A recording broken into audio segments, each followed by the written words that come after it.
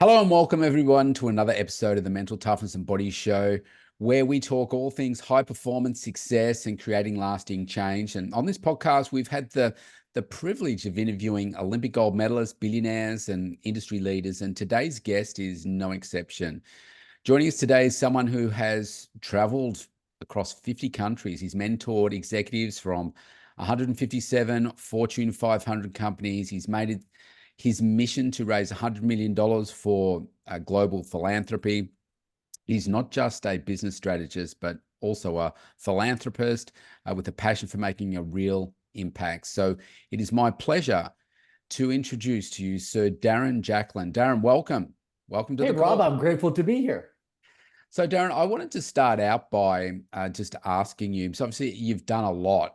So, I love to understand, where people started from, and why you chose what you chose, and how kind of you've grown to where you are now. Yeah, sure. I'll share a little bit about my backstory. So, Canadian citizen, my primary residence here is in Vancouver, Canada.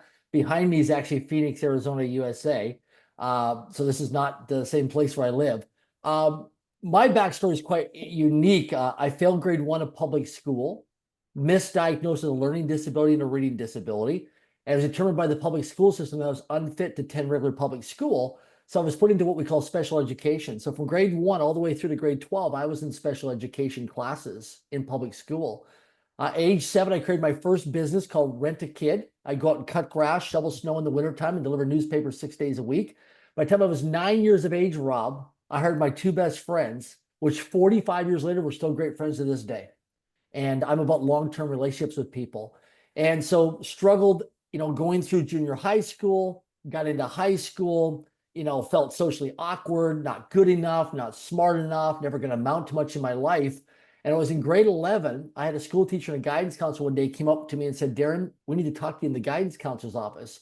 So they took me out of the class, took me down to the guidance counselor's office, and they said, Darren, if you graduate from grade 12, what do you want to do with your life? And I said, I want to make a lot of money. I want to have a lot of fun, and I want to make a big global impact in the world. And to me, money was just a tool or a ticket for freedom, right? I wasn't motivated by money. I just want to use money as a tool to create freedom for me because I don't like being told what to do. And I felt when I was going through school, I was misdiagnosed and mislabeled as a kid with a learning disability and a reading disability. I thought, you know what? As I get older, I want to not be told what to do. So I ended up graduating from grade 12 as one of the most likely not to succeed students in school, which really affected my self-confidence, my direction, my focus. So when I Was left that high was that a school, label you put on yourself, or was that like in the now I was, yearbook, like yeah, most good likely to question. fail in life?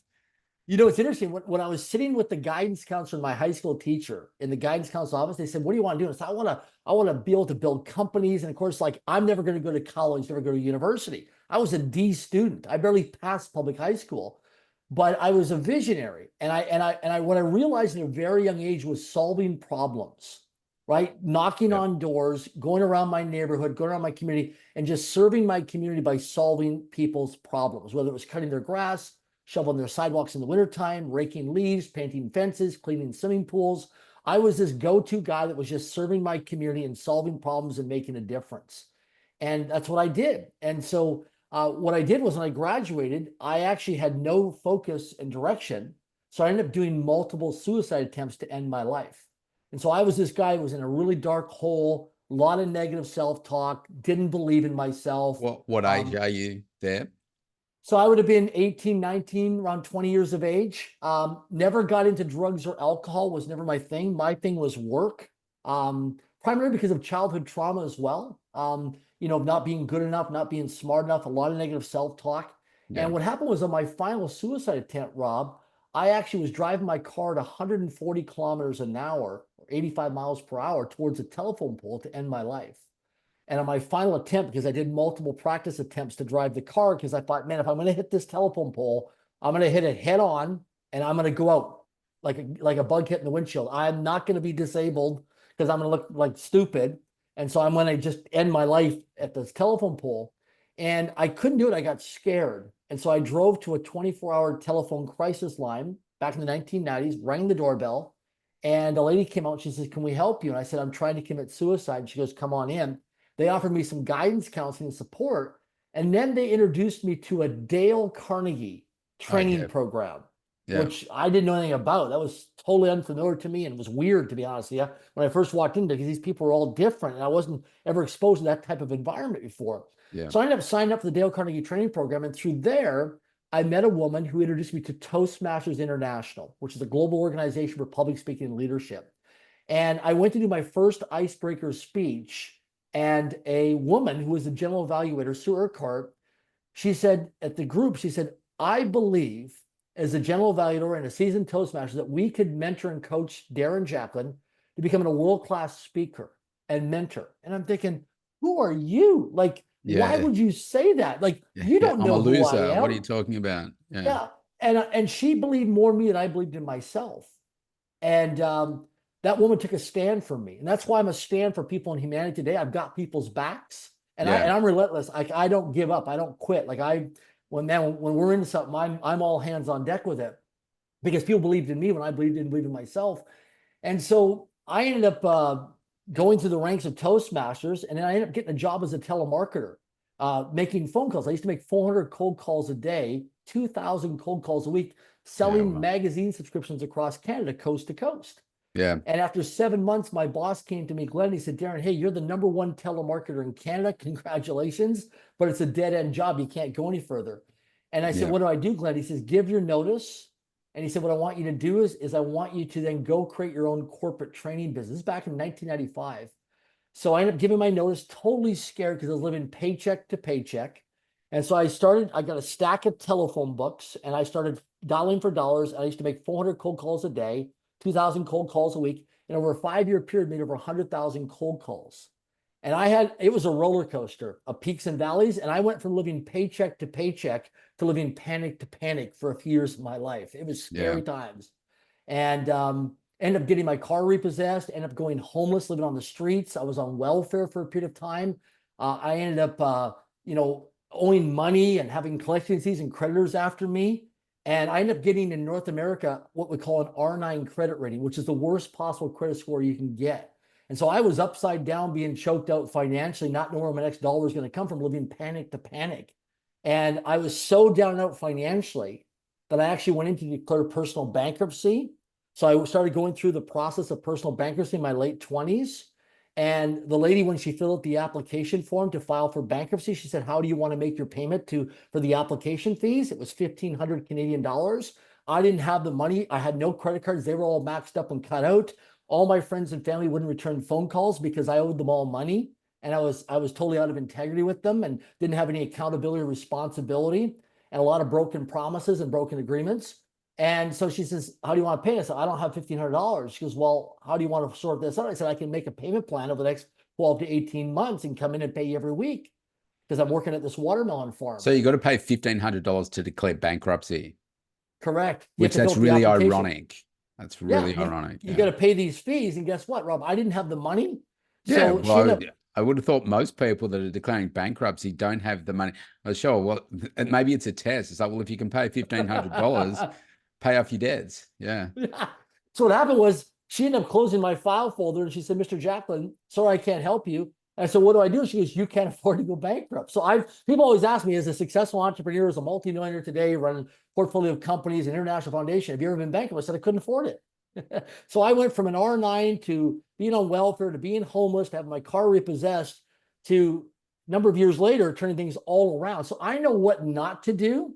I'm a master at screwing things up, what not to do. And now I know what the daily habits, the daily routines, the structures, the systems, and the processes, and how you schedule and structure your calendar to make things work at a very high level.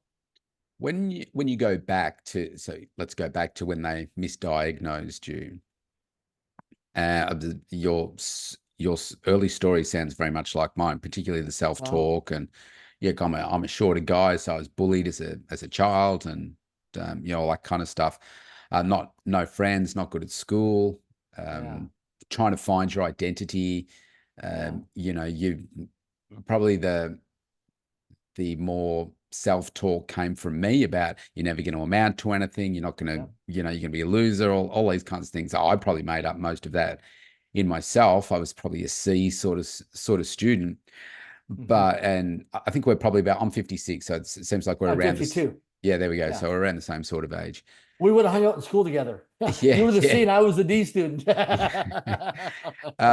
And there hired was the A and B students. and there was no internet, and like the schooling system really hasn't changed that much here, and you're forced to learn these subjects that, well, Yeah. clearly not everybody is going to be great at everything and is going to enjoy everything, but you're taught all of these things. So I used to hate all these subjects, and because I wasn't good at them and I didn't like them, it made it really, really really, Absolutely. really difficult to see how are you going to excel here. And then there were, of course, those people that were good at summer sports, winter sports, A+ students. You know, they were always put up, always attractive, tall. You know, they were the ones that are always put up in front of the people. This is what Mhm. success looks like, everybody. And it's like, man, I'm never going to get there. Um, what was part of your story in being misdiagnosed? Do you think, say, for instance, if you grew up in today's world, I know I would certainly be different, because if you didn't get in school, I'd come home, you could jump on YouTube and you could say, Sad, what's maths mean? You know, like, how do you do this? How do you work that? And you'd find somebody out there that's done a video that dumbs it down enough so that, you know, dum here Mhm. can understand, oh, that's what it means. But is that what it is for you, do you think? Do you think you just learn differently? I learned, so I didn't fit into the public school system because it was very linear for me, and I'm a very visual learner as well. And I'm a Mm, very practical person. I'm a very results-based person. I don't like fluff. I just want to get to the bottom line. I don't. So what I learned was this very conceptual stuff in school. It was very conceptual, but it wasn't practical for me. yeah. And I was very hands-on. So I was a kid that was very good at modeling, but I would like, I wanted to go do things. I wanted to go make a difference. So like I'm like, and rather than teach me math, well, teach me go out and talk to people, and let's set Yeah. up a business. Let's count real money. Let's go have a paper route. So I was always this kid that wanted to be hands on with things, Yeah. and that was a big thing for me. But sitting in a school, and I'm thinking to myself, well, how is this going to be applied in my life? Like, where am I going to use this in my life? This doesn't make any Yeah. sense. Yeah. Yeah. I hear you. I mean, it's so ironic, isn't it? The things that we really should be teaching, we don't teach. The Yeah, things we should be talking about, we don't talk about. And it's yeah, like, well, this is why things like mental health are getting worse. This is why we're absolutely. becoming, big folks in what I do every day is coaching people around health, wellness, fitness, and so forth. Mhm, Like I'm assuming Canada is very similar to here and the US. We've got like mhm, 70% of our population that's overweight or obese, and it's getting worse every minute of the for day. sure. Yep, We should be getting absolutely. smarter, but we don't talk about that stuff in school. But yeah. So I wanted to ask you, purely out of my own curiosity, what is the process? So, Sir Darren Jacklin, you have Mhm. obviously worked very hard over a long period of time to earn your knighthood. You can tell us about where it came from and everything in a sec. But I'm just curious as to what is that actual process? Is it, like somebody's nominating you for it? Do you put up your hand and say, "Hey, I would like to be this"? You go through a process. Like, how does it work? Yeah, good question. So with me, it was the Royal Order of Cappadocia out of Spain, with the royal family out of Spain. I've traveled this world multiple times. I'm very fortunate, very grateful to be able to do that through a lot of hustle, a lot of adversity, and making a lot of phone calls, right? Having a lot of conversations with a lot of people. Because I always say that, all we are is a network of conversations, but we're trained as children, don't talk to strangers, right? But everything you want, need, and desire in your life comes from having conversations with strangers, because opportunities live inside of conversations.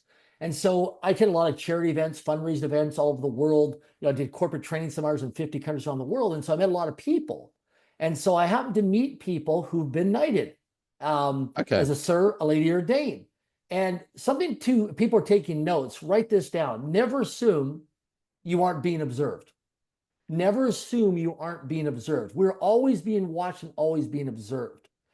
Now, a little bit of a backstory before how I actually got to the process was in my 20s and 30s, I had no integrity, just full transparency. I want to be authentic. I want to be vulnerable. I had no integrity. I would lie.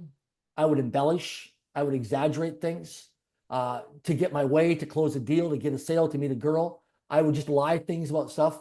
And my life wasn't really working for me. I had this big fake facade that my life was successful. And meanwhile, I was financially flat broke. What age And are you now?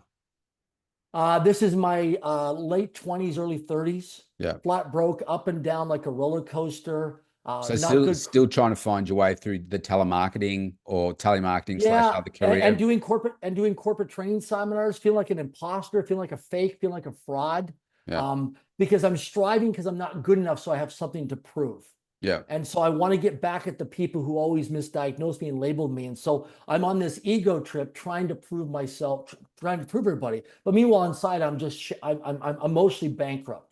Yeah. And I get to 38 years of age. I'm 52 now. I get to 38 years of age and I like hit the wall. I'm up and down financially. You know, I'm on the road 276 days a year doing corporate training seminars. You know, I'm making good money, but I'm just around spending money. Canada. Yeah, I started in Canada and I was Canada, US, and then globally all over the world, doing Right. corporate training seminars from 1995 to 2015. And I get to 38 years of age and I realize one day, like this isn't working for me. And I actually had to confront myself. And where everything changed for me was when I stopped lying to myself. Like I had to see the ugly side of myself, the disgusting side of myself, Rob, of how much I lie, I exaggerate, I embellish things in my life. People would ask me, they go, Darren, so how's your family? Oh, my family's great. I would lie to, oh, my family's great. We're doing awesome, man. Meanwhile, I haven't seen my mother and father in a long time. Killed them off. How's your brother and sister? Doing great. Haven't seen them in a long time. You know, how are you doing with your business financially? I'm in overdraft, but I'm looking, I want to look good because I got an image and ego. So man, I'm just crushing. I'm thriving, man. I'm doing good. I'm broke. My credit cards are maxed out. Are you in a relationship at this time? I was. And did they say, hey man, what are you doing? This is not authentically you, or? The relationship I was in at the time was a very surface relationship. Okay. There was no depth. Yeah. She was being surface. I was being surface. I wasn't being vulnerable. She wasn't being vulnerable. It was more of a transactional relationship than a real depth relationship like I have today in my life with Tatiana. And relationship ended up breaking up. I ended up leaving the relationship. And I ended up confronting myself about how much I lied, exaggerated, embellished things to my life. I'll give you an example. So I go out to raise money for a startup company. I want to raise $50,000. So I borrow money from a friend of mine. I get the airfare taken care of, the hotel. I fly into this city and I stay at the Holiday Inn because the next morning they have a free continental breakfast in North America. And I don't have any money to actually go to this high net worth investor's office. I don't have money for a taxi cab. Uber wasn't around then. I don't have any money for even public transportation. So I get on the phone in the hotel room and I call the high net worth accredited investor and I say, look, there's a lot of traffic. I don't know where to go. Man, this is stressful. I'm getting some anxiety here. Listen, I just have a powerful request. Can you come to the hotel and I'm going to buy you breakfast? And totally lie to this high net worth accredited investor. So he's like, well, no, you know, I didn't plan this way. You know, you're supposed to come see me. You know, I just get very dominating, controlling to him, like a high pressure person on the phone. And he's like, fine, I'll come see you, but I'm only going to give you 30 minutes. So he drives to the hotel. He walks into the hotel. I take him into where registered hotel guests are only. There's signs all over. It says for hotel registered guests only. And I said, I'd love to buy you breakfast. Complete lie. He sits down and I realize the clock's ticking. I got 30 minutes to pitch and sell him. And this is where life changed for me. I start pitching and selling him. He looks at me about 90 seconds into the pitch because I want him to write a check for 50,000 US dollars when I'm done. He's not leaving until he writes a check for 50,000 US dollars because I need the money and my company needs the money. We're going to go bust in 30 days. And so anyways, I start pitching and selling him and he looks at me and goes, Darren, will you just shut up and stop talking? And he's like almost going to punch me in the face, this guy. He was mad. He was upset. And he goes, I need you to stop talking. Let's just deal with some out of integrities about your life first before we continue this conversation. I'm thinking, what do you mean out of integrities? What does that mean? And he goes, let's deal with your lies. And now I'm being exposed. And one of the principles I live by in life is that time will either promote you or time will expose you. It's just a matter of time. And I'm being exposed, not being promoted. And he said to me, you said you wanted to meet me at this hotel, right? Because all this story, he said, Darren, let me ask you a question. How much money do you have in your pocket right now? I had nothing, $0. How many credit cards do you have? They're maxed out. I borrowed my friends. He took care of my expenses, my travel expenses. And he goes to me, be straight with me, Darren, man to man, be straight with me. The reason why you didn't leave this hotel to come to my office because you're flat broke financially, yes or no? And my face is just red. I'm sweating. I'm shaking. I got body sensations. I said, yeah, yeah. And he said to me, he said, I'm not going to write you a check for 50,000 US dollars today. Yeah. But he said, I'm going to share something with you, Darren. Stop pitching and selling and start educating and informing. That changed my life. That became a mentorship thing for me. Stop pitching and selling and start educating and informing.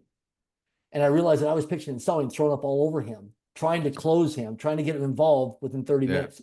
So what happened was that was a defining moment for me as a wake-up call that I've been found out, I've been exposed. And then that confronted myself where I started to go through and I got coaches, I got mentors, I started going to seminars and workshops, and I really dove in deep, and it was hard and it was uncomfortable. And I had to call a lot of people and restore my integrity with a lot of people, do a lot of hard work, a lot of heavy lifting for a few years. And I went back to a lot of people that I heard over the years. I lied to, I exaggerated, embellished things, misinformed people. And I went and I cleaned up all these messes. And over 90+% of these people are still in my life to this day. And because I restored my integrity, I did what was uncomfortable, which was hard, which I didn't want to do, but I persevered, I did it. And that was a breakthrough in my life. And as a result of that, I started to get noticed because it became self-mastery for myself.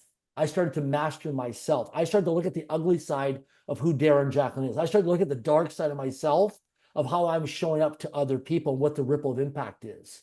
Yeah. And by doing all this personal development, which was not easy, it was hard, it was confronting, it was in my face. I didn't want to do it. I had a lot of blind spots. I wanted to look good and I didn't want to look bad in my life, image and ego. Because of that, I was nominated by 2 people who put me forward, my name forward to the Royal Order.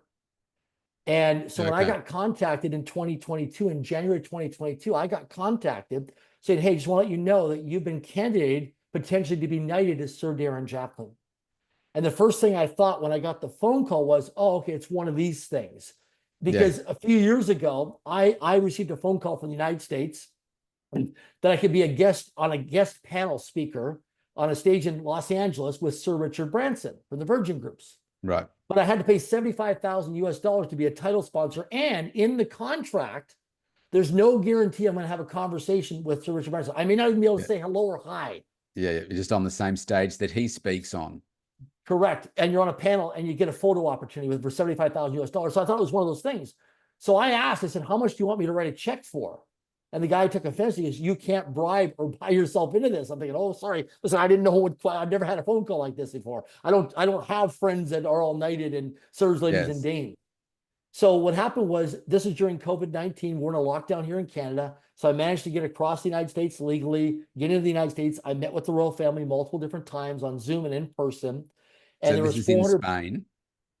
So I couldn't go to Spain because of the lockdown, some of that. So we were actually meeting in the United States. We met in the United States in Las Vegas. This is all during COVID time. And so the royal family came over to Spain, from Spain to the United States. And out of 400+ people that were nominated globally in my group, they chose 24 people, 15 men and 9 women. And I was one of 2 Canadian citizens and one of a few in North America that got knighted. And so when I got knighted, what I did was it was a 6-month process of due diligence and a deep dive of everything. They do their homework. And, there was times I had doubt, I had fear. I'm thinking, well, listen, I'm not going to get knighted. Like, what's the odds? Like, I'm a kid who barely passed public high school. I don't have a PhD. I don't have an MBA. Didn't come from a wealthy family. I'm just a kid from a small town in Swift Current, Saskatchewan, Canada, of less than 20,000 people in population. Like, all this story in my head. But what I realized was I have integrity. Because what happened was, for me, is, you see, the payoff for me, Rob, for me not keeping my word, because it's about my promises to myself and my agreements to other people. See, the payoff for me for so many years, and I know this is going to serve people listening to this conversation because it's very deep and raw and vulnerable. The payoff for me not keeping my word over the years was I never had to confront myself. That was my payoff.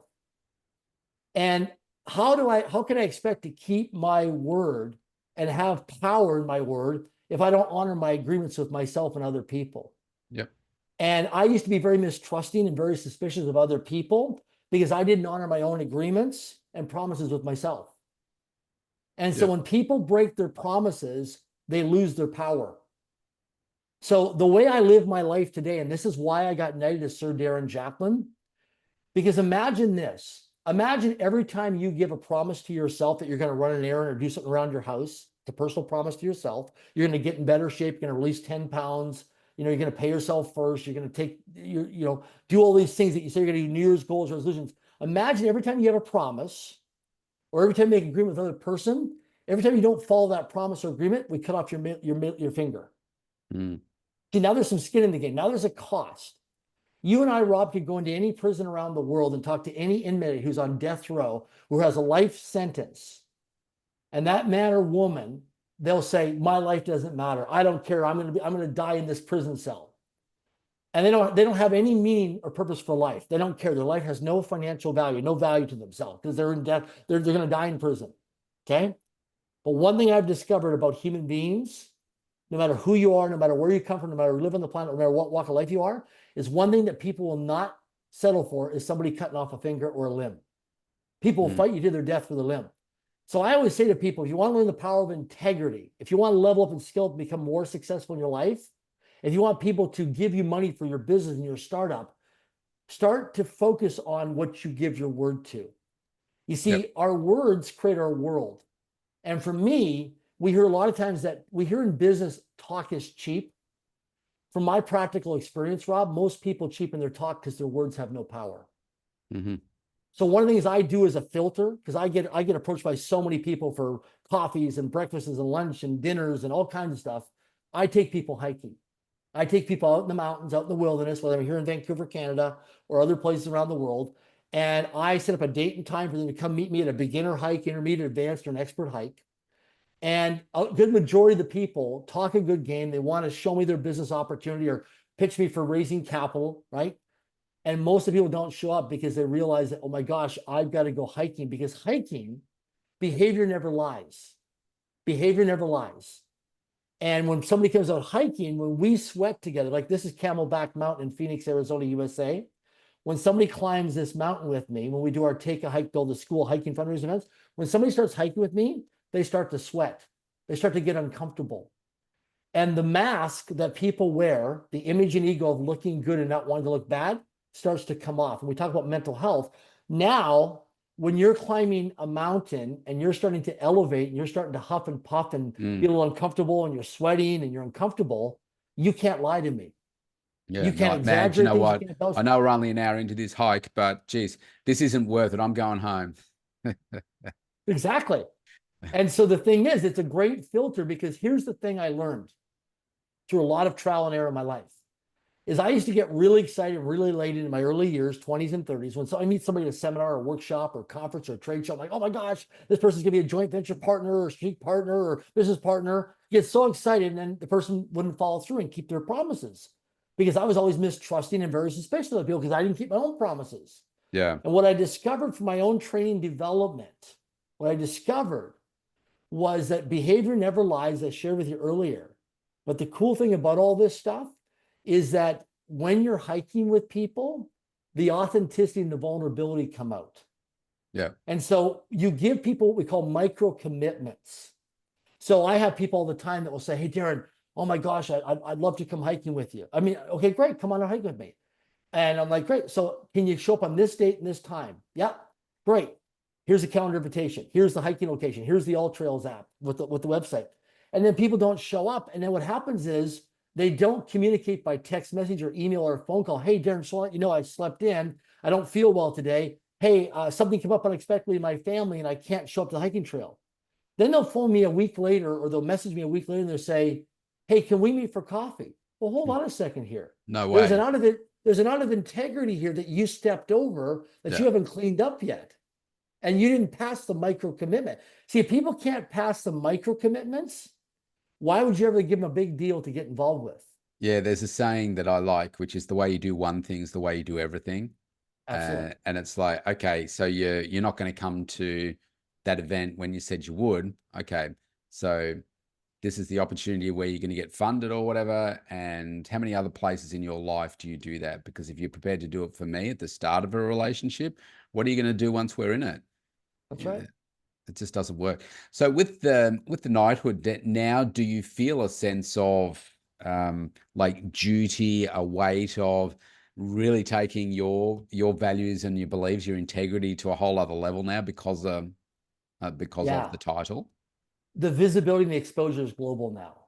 It's global, like on a, all over the world. It's global. I've had a chance to go to NASDAQ not once, not twice, but 3 times during the closing bell of NASDAQ. That opened up a lot of doors for me. But being knighted now gives me a different seat at a different table, right? It opens up doors around me globally, more visibility, more exposure, but also more risks and potential liabilities, right? Mhm. So when people reach out to me, my team vets people. There's a discovery Yeah. process and a due diligence. We don't just say yes or no. There's a discovery process. There's a due diligence process. We've Yep. got checklists. We have to vet. We have to verify things, all that stuff because of the integrity of that. But also too, over the process when I was going through the knighthood application process and the discovery and due diligence process, the vetting process, I spent a lot of time out in nature, like really reflected on my life, how blessed I am, how grateful I am, how much how all this hard work and confronting myself and being embarrassed and just putting myself out there in terms of vulnerability and transparency and authenticity, because it was hard, man. Like it was just like I'm exposing myself, like I'm just putting myself out there in an authentic, vulnerable way. Um, what happened was I felt alone for a period of time. Like, oh my gosh, like I feel naked. I feel completely raw and vulnerable. But then what I realized was, as I reflected back on my life, what I realized when I was just out of high school and I did all those multiple suicide attempts to end my life, it impacted my mental health. Mm. And I realized that up until just 5 years ago, I used to be fat and overweight, addicted to sugar and addicted to fast food. And I suffered from nature deficit disorder. I live in Vancouver, concrete jungle. I never got out into a park. I didn't touch my feet on the earth and be grounded. And so when I got knighted, I made 2 public global declarations. Number one, to be a global ambassador for mental health awareness, to really shine a spotlight on men and women, but men in a big way statistically, as we know the numbers are incredibly high globally right now for men committing suicide, men self-isolation.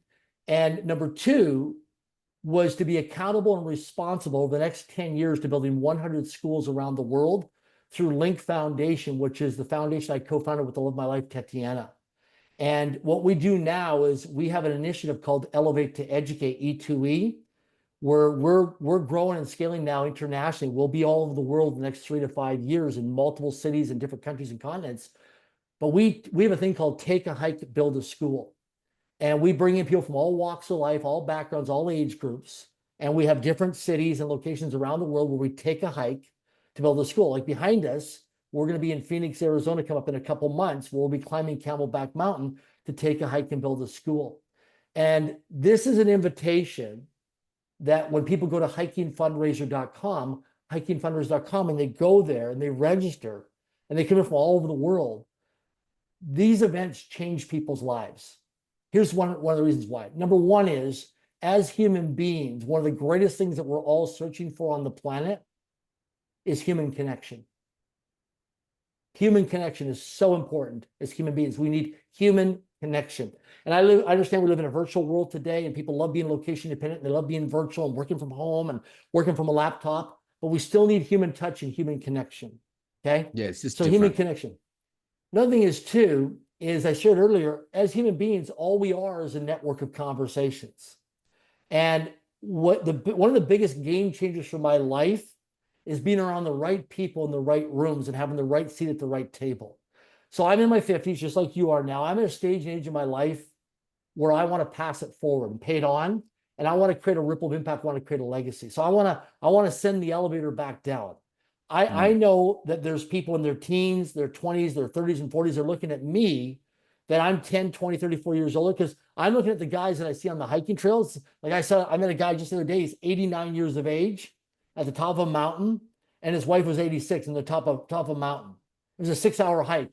And we're up at the top of a mountain. He's 89 years old. And I thought, man, when I'm in my 80s, I Yeah, I want to want to be be like that. you. I want that energy. I want that vitality. I want that aliveness. I want that joy. I want that self-expression. I want that freedom. And so I'm looking at now of bringing people in with our Take Hike to Build a School. And the fun thing is that people come out and they come hiking with us for a day, And then we have a dinner that evening, which is just a magical thing. You get a seat at the table, you collaborate, you connect, you be an incredible. And we're not talking about the news, the weather, the sports, or traffic. We're having, legacy building conversations. We're having transformational conversations. We're having conversations about longevity and health and fitness and nutrition and generational wealth and making a difference in the world. But the cool thing is, all the people that come out that day to hike, now through Link Foundation, the money we raise through the hiking registration, the corporate sponsorship, the merchandise sales, the backpacks, the t-shirts, the hats, all that stuff, that money all gets collected. And now that money goes to build schools around the world. So we built our first pilot school over in Liberia, West Africa, one of the most impoverished countries on the planet. And we have over 500 children who have already graduated from preschool to grade 6 through our school, our Link Leadership Academy. We've employed 15 full-time teachers. And now we're going into Honduras, Central America. We've got some big announcements coming up very soon with Link Foundation. And now we're building a number of schools over the next 18 months. And we'll build a total of 100 schools. So I'm using my knighthood to leverage that to open up more doors for more people, for more possibilities. Because what gives me great joy and fulfillment and aliveness is being of service to other people. Yeah. And being a contribution to other people's lives. I love it. I love it. Making a difference in other people's lives. So I love having people come out and I say like, hey, go hiking with this person. And they go hiking up the mountain with this person and they end up meeting this person like, oh my gosh, what a life-changing conversation. That's what gives me joy. Yeah. Yeah. Nice.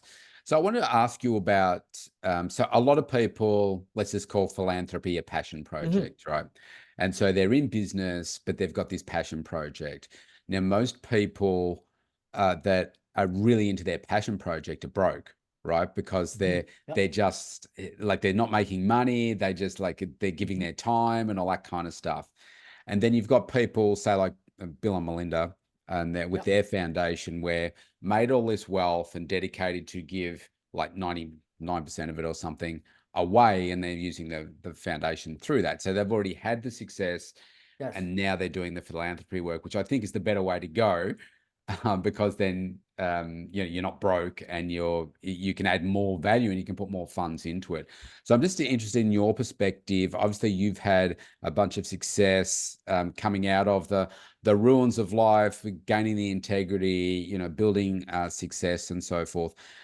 Just interested in your perspective now.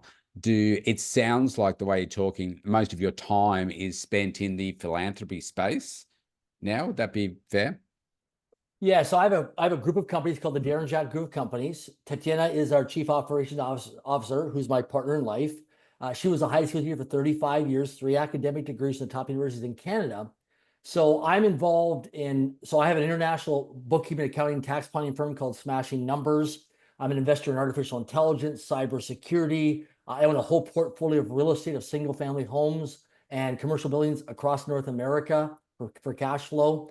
And I'm an investor in multiple companies that I'm more passive with. And I've got people who run the day-to-day operations. I stay high level as a visionary. What's really interesting was I'm focused on Link Foundation building these 100 schools with philanthropy. But what's so cool about it, the more I focus on, the secret to living is giving, and the more my success is someone else's miracle, the more things come back to me and the more abundance and the more prosperity I create in my life. It's really fascinating when you become a go-giver, not a go-getter, right? Because I used to be a go-getter. I was always a go-getter, a hustler, grinder, go in there, network as many people I could in the room, get as many business cards as I could, see as many people. Yeah. Now I walk in the room. Yeah. Yeah, exactly. I walk into a room now and it's funny because, I don't want to dress up. I just want to be t-shirts and a pair of shorts and flip-flops. It's like, that's disrespectful. You got to dress up. And I have, clothes, I wear professional clothes, and I have royal clothes as well for certain events. But I want to be humble.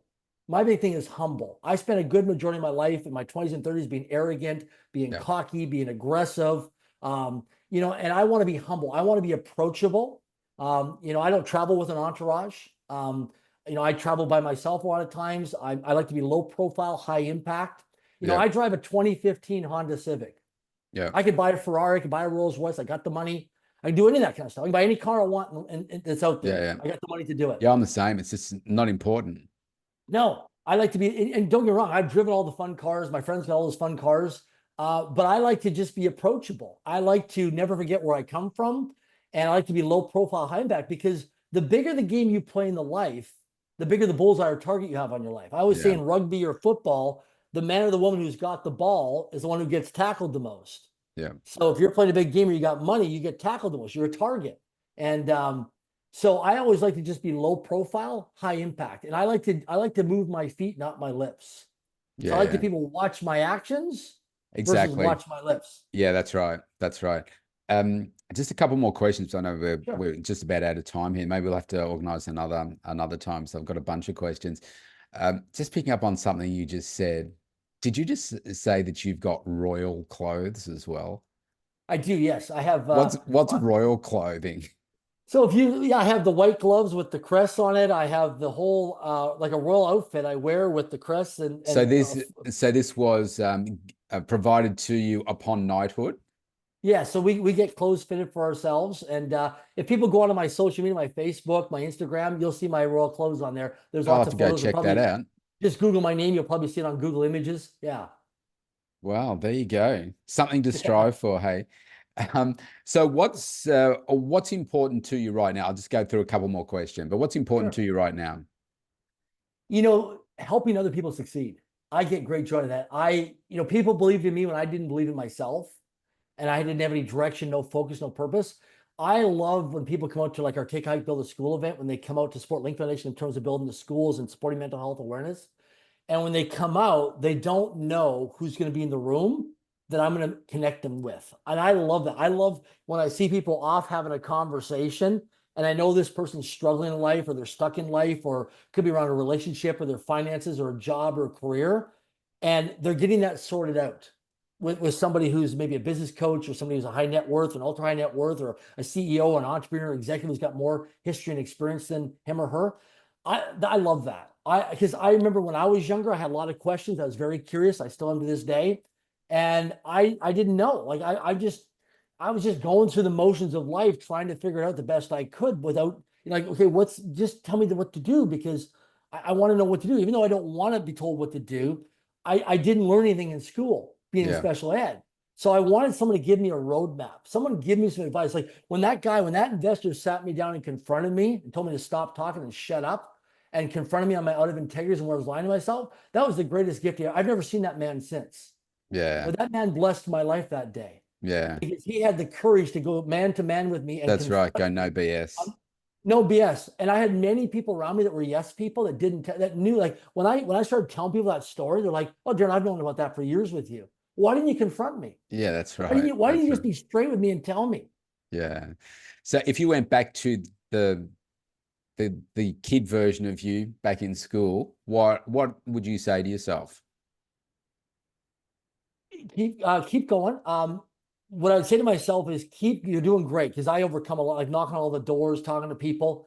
But I would say to myself was I have over 7,000 written goals today for my life, over 7,000 written documented goals. And because in my book, I talk about that most of my goals and dreams don't require my actions. It's about creating teams of people to help run the day-to-day operations.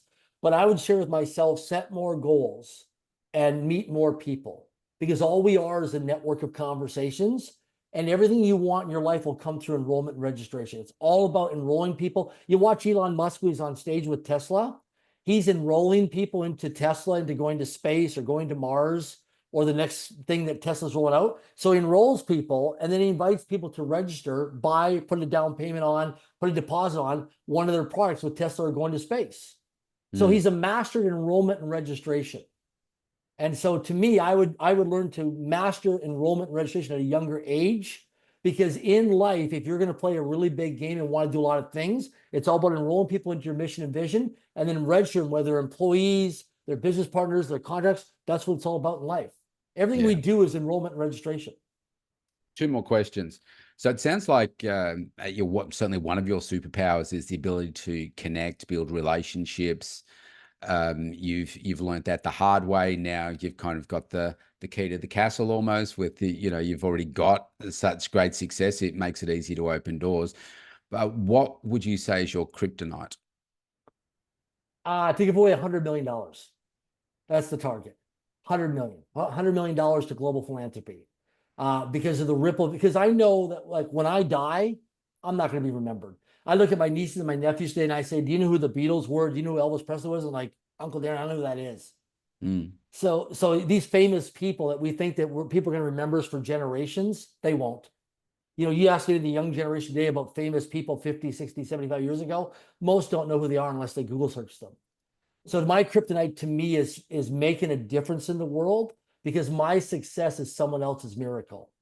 So the more prosperity, the more abundance I achieve, financially, yes, because it's important, but also through my health and fitness and nutrition. I'm really reinventing myself with my health and fitness in terms Yeah, of nice. longevity.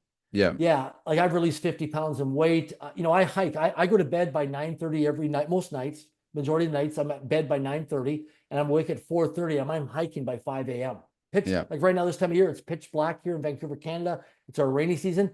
This morning, I was out at 5 o'clock in the morning, pouring rain out in the hiking trails for 3 hours with a couple people, and we had a great time. Tomorrow morning I'll be hiking with a group of people I got coming out. And I love that when we go out on top of a mountain, it's pitch black. You look at the stars and the moon, shut our Yeah. headlamps off, and just connect and have really deep, enriching, inspiring conversations. And it's all free. Yeah. It's all free. So I'm going to finish with the last question in a second, but because I'm going to give you the closing word. If this has been great, tremendous information that you've provided here. If people want to get hold of you've got a book, and if people want to get hold of you and get involved with your, maybe some of your hiking, because my audience goes to this podcast goes to like about 70 countries or so. What's the best way for people to get in touch with you? You can go to hikingfundraiser.com. And again, we're globally expanding Link Foundation, and we'll be doing these all over the world for mental health awareness to build schools. So if you live in various countries around the world and you like hiking, reach out to me through social media, through hikingfundraiser.com. You can also go to darrenjacklin.com and contact me there. And so either hikingfundraiser.com or darrenjacklin.com. And if you're in one of the countries around the world and you like hiking and you want to help us bring hiking to your city or country or continent, let's have a discovery call and collaborate on that and see if we can explore the possibilities to actually, in the near future. I've got a team of people that can help, and myself, I'm very proactive and would love to do that. And if you want a phenomenal opportunity to be trained and developed at a high level of peak performance, you can be part of our dream team, and I can show you as part of our collaboration calls that are all virtual on Zoom video, how we do that. And you'd be amazed at the speed and execution and velocity that we can get results and make things happen and get things done. Fantastic. It's And so incredible. you've got a book too. So can people access that through your website? Yeah, this is the book here, Until I Become. And by me, they just go online and Google it. It's on Amazon and Okay. various different websites. It's less than 100, it's less than 100 pages. Okay. But this book is being used all over the world in schools, colleges, universities, being booked in study groups today. It's a book that people don't read, they actually study it. There's so much practical information in the book. Nice. So what I'll do is I'll put those links below the podcast here. Darren, this has been fantastic, and honored Grateful to be here with you. I'm going to go and Google what you look like in your royal outfit. Now I'm going to give you the closing word. Greatest advice that you've ever had? Key thing is about making requests. So sometimes you have to make a bold request, an outrageous request, an unreasonable request. I'll give you an example. So our hiking fundraiser coming up in a few months in Phoenix, Arizona. A good friend of mine who I've hiked with multiple times here in Vancouver, Canada. I look at him as a mentor, as a inspiration to be in my life. He's older than me. He owns a group of companies. He's a very successful family. He's been married for over 30 years. And I thought, wow, we hike together, but I really would love for him to come to the United States of America and come participate in this hiking fundraiser in Phoenix, Arizona. But I was scared. I was scared to ask him. I was scared because the guy's busy. He's got a lot going on in his life, and I just was scared. And so what I did was I confronted myself. I was like, you know what? I'm going to make an outrageous request. I mean, an outrageous request. And I'm going to be bold. And so I went up to him the other day. We were out hiking with a group of people. I said, hey, I just want to let you know that I'm really scared right now. And he's like, what? Scared of what? I said, I'm really scared. Like, I want to make this outrageous request to you, but I'm really scared right now. I've got body sensations. I'm a little anxious. I'm nervous. I'm shaking. I'm scared inside. But I would love for you to come take a hike with me and build a school in Phoenix, Arizona. It would mean so much to me. You know, we have such a great friendship. You're a role model to me. You're a mentor to me. And I know how busy you are. And I know how much people want you for your time and your demand. And for you to give up a weekend is a big deal. And he said, you know what, Darren? Because you made an outrageous request, let me talk about my wife. So last night he called me and he said, Darren, I'm a yes. I'm registering. I'm coming. Nice. And my final words is, where in your life can you be a disruption? Where in your life where can you put yourself out there where you got to be at risk of being vulnerable, being emotional, and you just put yourself out there to make that powerful request. And when you make a powerful request, an outrageous request, an unreasonable request, a bold request, right? Maybe it's about dating someone. Maybe it's about having somebody invest in your company. Maybe it's about, you know, you see somebody who you would love to work in your company, or a business that you'd like to work at, or somebody you'd like to be a mentor or coach or a role model for you. And for every question you don't ask, the answer is always no. But when you make a request, only 3 things can happen. Step number 1 is they'll accept the request. Step number 2 is they'll decline the request. Or step number 3 is they'll counteroffer the request. So they'll accept it, decline it, or counteroffer it. But if you don't make the request, even when it's scary, I was terrified. I was shaking. I was nervous, even though he was a good friend of mine. But I just realized that I got confronted with, like, my gosh, this guy's got so much going on. I don't want to inconvenience, but I don't want to ask him. I'm scared. And I asked him, and he was a yes. Yeah, and I would never have known if I never asked him. That's right. That is right. Fantastic. Thanks so much for today, Sir Darren. Until next time. Absolutely.